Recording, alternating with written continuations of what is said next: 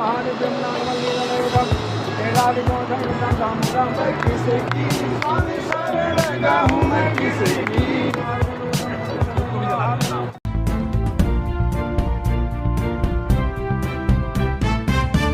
समाज में आर्थिक रूप से कमजोर परिवार को सशक्त बनाने के लिए कई योजनाएं चला रही है, जिसके अलावा कई सामाजिक संस्थाओं द्वारा भी ऐसे परिवारों के लिए अपने हाथ बढ़ाया जा रहा है ताकि समाज का हर तबका सशक्त बने। विशेष तौर पर आर्थिक रूप से कमजोर लोगों को शिक्षित बनाने के लिए कई प्रयास किए जा रहे हैं। इसी फहरिस्त में दिल्ली के मोतिया खान झंडेवाला में कृष्णा फाउंडेशन फॉर ऑल सामाजिक संस्था द्वारा एक हॉस्टल के निर्माण के लिए भूमि पूजन किया गया। इसका नाम चौधरी रूपचंद यादव के FA हॉस्टल दिया गया है। इस भूमि पूजन के मौके पर अलवर के सांसद और बाबा मस्तनाथ मठ के मठाधीश बाबा बालकनाथ मुख्य रूप से उपस्थित रहे, जिन्होंने इस शुरुआत के लिए संस्था को बधाई का पात्र बताया। इस मौके पर संस्था के तमाम पदाधिकारी भी उपस्थित हुए। इस छात्रावास के लिए पूरे विधि विधान के साथ मंत्रोच्चारण के साथ हवन और यज्ञ किया गया। साथ ही विभिन्न देवी देवताओं को साक्षी मानते हुए आहुति भी दी गई। संस्था के पदाधिकारियों ने बताया कि जल्द से जल्द इस हॉस्टल को तैयार करने का लक्ष्य रखा गया है ताकि यह हॉस्टल जरूरतमंदों के लिए काम आ सके। पदाधिकारियों ने बताया कि देश के विकास के लिए सबसे जरूरी है युवाओं को शिक्षित बनाया जाए और कोई भी शिक्षा से वंचित न रह जाए।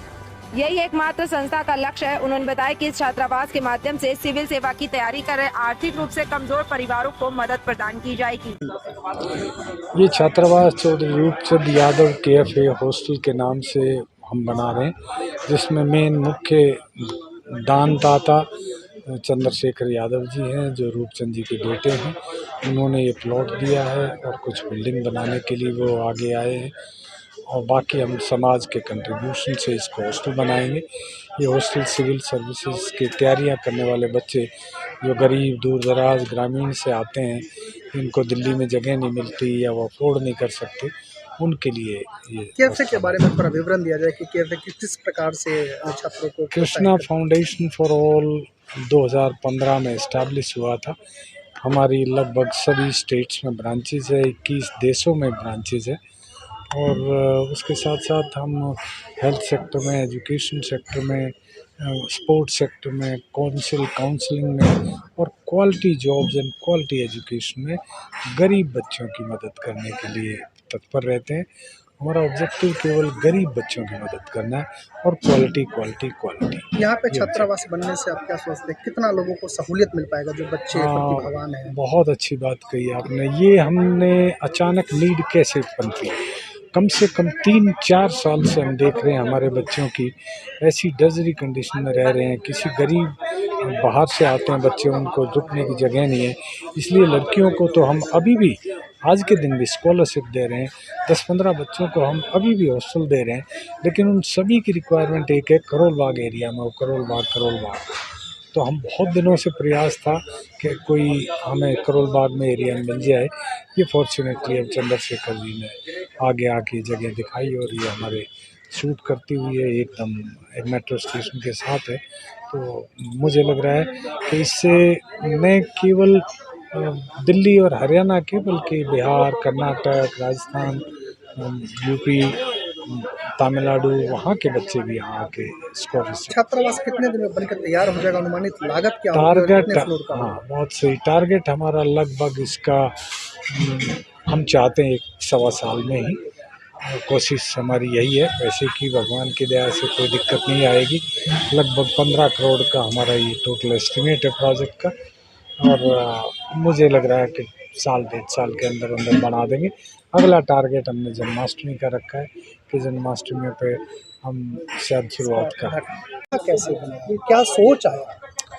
हमारे समाज में बहुत सारे भवन बनते थे, ज़्यादातर वो धर्मशालाएं या समाज के काम के लिए होती थी।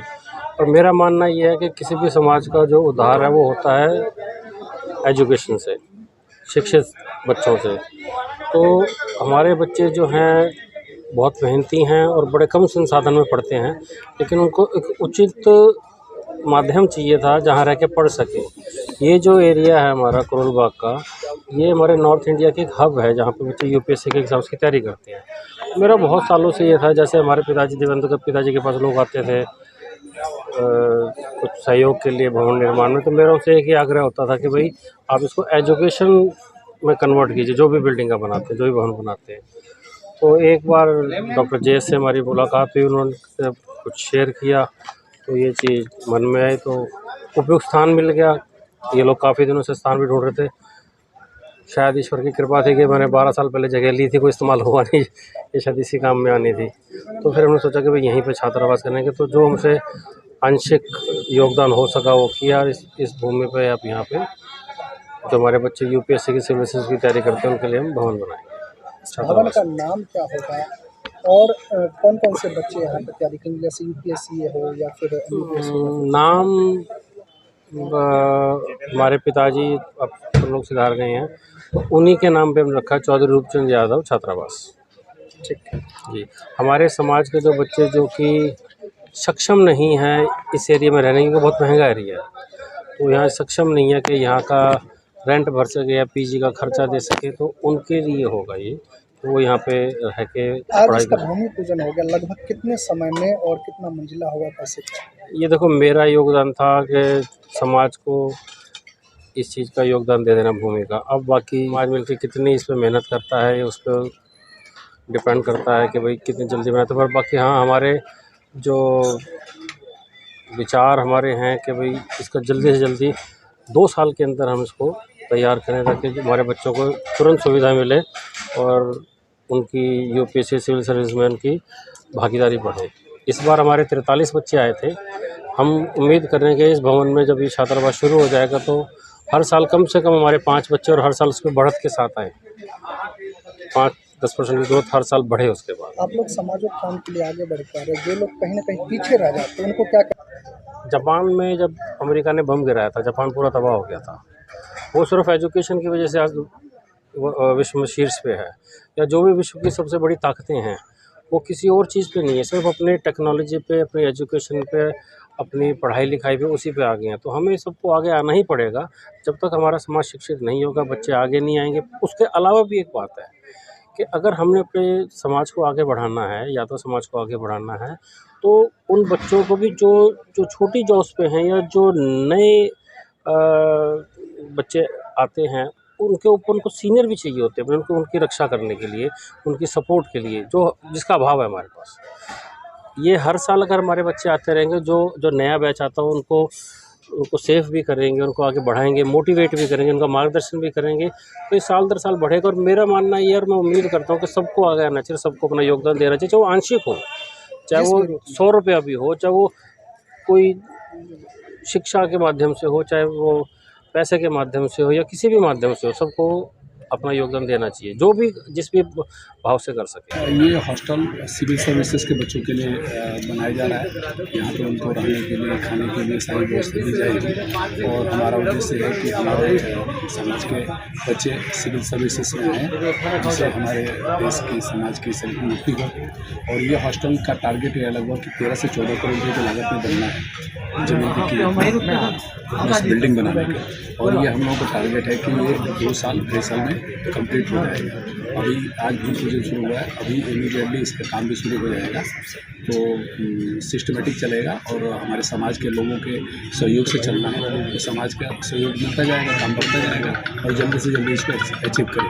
इस हॉस्टल में सिर्फ यूपीएससी के बच्चों की तैयारी के लिए यहाँ पे व्यवस्था किया गया है, जो इंजीनियरिंग कर रहे हो उन बच्चों के लिए भी? अभी तो सिर्फ सिविल सर्विसेज के बच्चों के लिए ही हम लोगों के प्लान है, और फिर फ्यूचर में जैसे KFA और समाज के लोग और जो मतलब छात्रावास के चेयरमैन हैं, जैसे राय होगा उसमें बढ़ाया जा सकता है, घटाया जा सकता है कि और मेडिकल का लाना है कि नहीं, इंजीनियरिंग के लिए लाना है कि नहीं, लेकिन अभी सिविल सर्विसेज के लिए ही तैयारी है। आप संस्था के कोषाध्यक्ष हैं, और जिस प्रकार के सराहनीय कार्य संस्था द्वारा किया जा रहा है, क्या समाज के लोगों का बढ़ चढ़ के हिस्सा लेना कुछ ऐसा देखने को मिला? हमें पूरा उम्मीद है कि समाज के लोगों को इसमें पूरा सहयोग मिलेगा, और ये समाज के लोगों के सहयोग से ही अचीव होने वाला है। तो इसमें कोई शक वाली बात ही नहीं है। तो निश्चित रूप से सफलता मिलेगी, और जल्दी से जल्दी तैयार हो जाएगी।